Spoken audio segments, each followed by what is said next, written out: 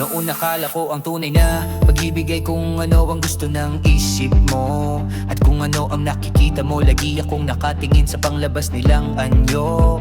Yeah, noong dumating na ang panahon na ako'y naligaw na, doon ko napagtanto na ang ugali pala ng ibang babae lalo na. At alam nilang may itsura sila, napaka-arte at ma-braid pa, lalo na kung may narating na halos malahitin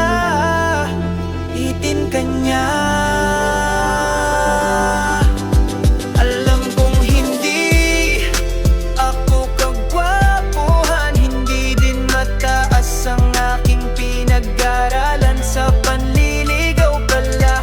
Kahit masipag, seryoso at mabait ka, minsan hindi ka papasa dahil siguro meron silang hinahanap na wala sa'yo. Kaya pag magmahal ka, wag ibibigay ng sobra-sobra para di ka masasaktan pag ang nakamit mo ay kabiguan.